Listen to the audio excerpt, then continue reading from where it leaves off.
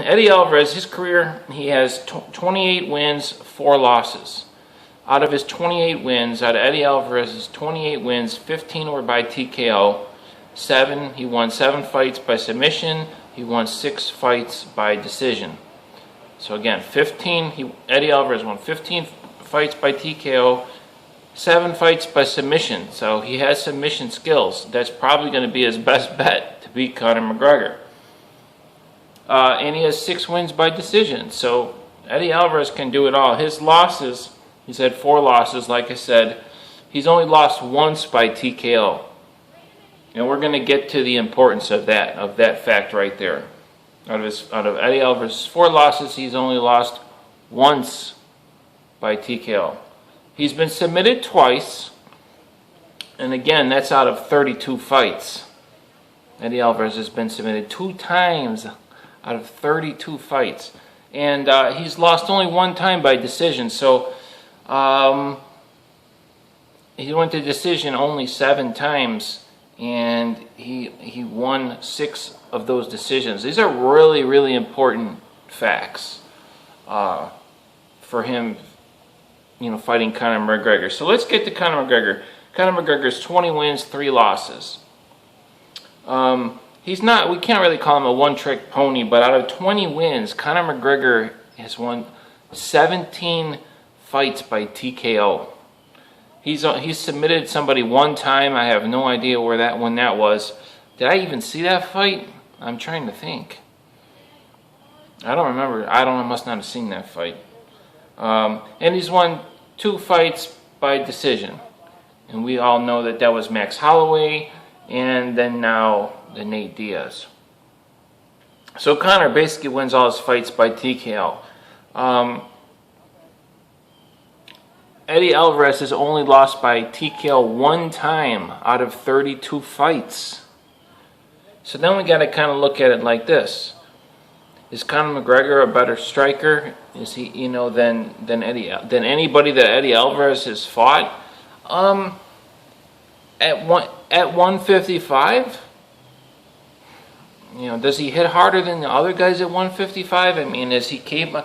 I mean, it's highly, highly unlikely that Conor McGregor would knock out Eddie Alvarez. Just statistically, it's very unlikely.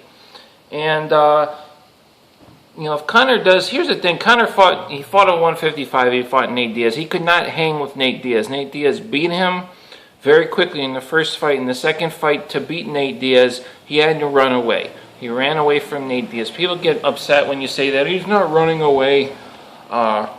He's using movement to get you. He had to run away. He could not hang with Nate Diaz in an actual fight. That's the only way he could get the win, was to just. And he still, in my eyes, like I said, I don't even have him winning. But even if you want to say he won, it shows he couldn't hang. I was actually really disappointed to see that. I mean, my attitude is, if you can't compete with somebody, then don't take the fight.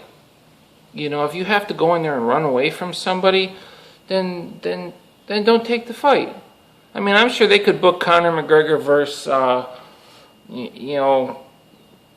Ben Rothwell in a 3-round fight, and could Conor McGregor hit a few strikes on Ben Rothwell and just run away from him and somehow get the decision win? It's totally possible in the scoring system that they have. I mean, that's just kind of stupid, but does that mean that you... So anyway, Nate Diaz, do you think Nate Diaz could beat Eddie Alvarez? I mean, maybe he would submit him. It's highly unlikely. He would be a huge underdog in that fight, Nate Diaz. Yet Conor McGregor, he really had nothing for Nate. His strikes and everything, but it shows that he... it didn't really have any effect. He didn't really almost knock him out. Heck, Eddie Alvarez has only been TKO'd 1 time, and I'm not sure what fight that is. I don't know if that was by a kick, but so to TKO Eddie Alvarez, it's highly unlikely, guys. If I was betting, I would definitely bet.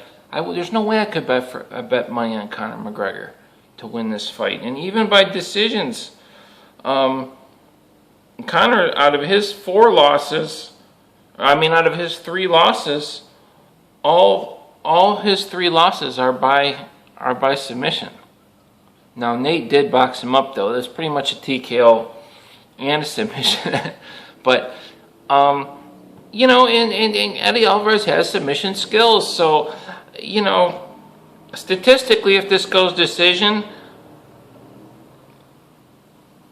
Conor it's not looking good for him. But Conor doesn't go decision. His fights are over quick. But I mean, statistically, Eddie Alvarez is going to be the guy to go with here. I mean, if you know, I imagine he's going to be a favorite. I mean, statistically, he should be a huge favorite. Conor McGregor's never even fought anybody at 155 in the UFC. You know, I think, you know, any of these guys, Cowboy Cerrone could beat Conor. A lot of these guys would maybe run right through Conor. So it's really kind of a stupid fight. I mean, other than, oh, I'm going to be a 2-way world champion, I mean, and all that. The fight really doesn't make much sense. I mean, it really doesn't. I have Eddie Alvarez winning this fight by, I mean, I think he's a huge, in my eyes, he would be a huge favorite, like minus 400. And that's a lot, but like literally,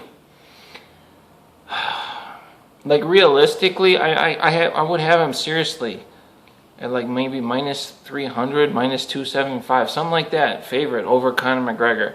I don't think Conor McGregor is going to knock him out. And that's another thing with Eddie Alvarez. He's also a champion. And so is Conor McGregor.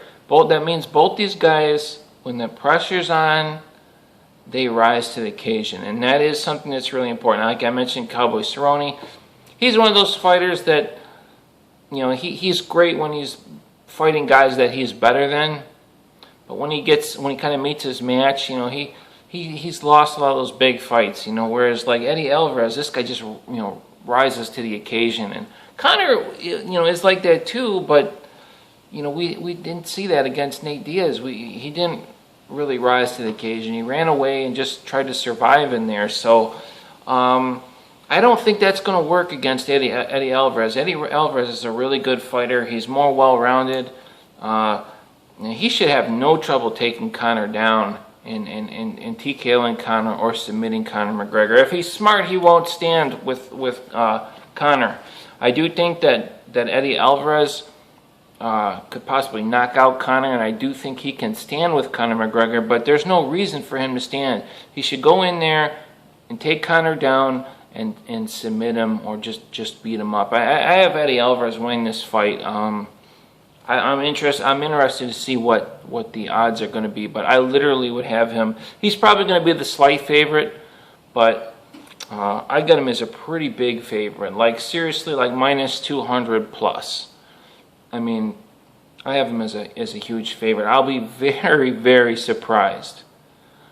I'll be very, very surprised if Conor McGregor beats Eddie Alvarez. He could knock him out though. Conor could definitely knock him out. He's knocked a lot of guys out. Knocked out Dustin Poirier. Dustin Poirier fights at 155.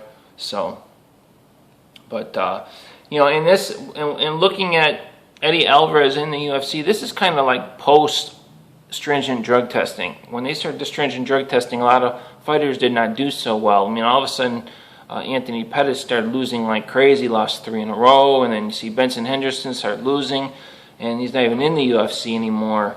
You know, some other fighters, even after stringent drug testing, they looked great, which tells me they probably, you know, they weren't taking any serious drugs or anything that they shouldn't have been taking. Their bodies weren't coming off that stuff. And Eddie Alvarez, I mean, he lost against Cowboy, but man, did he look good against Dos Anjos, and that's the fight he's coming off of. And if that Eddie Alvarez shows up, this fight's going to be over fast. I'll see you guys later.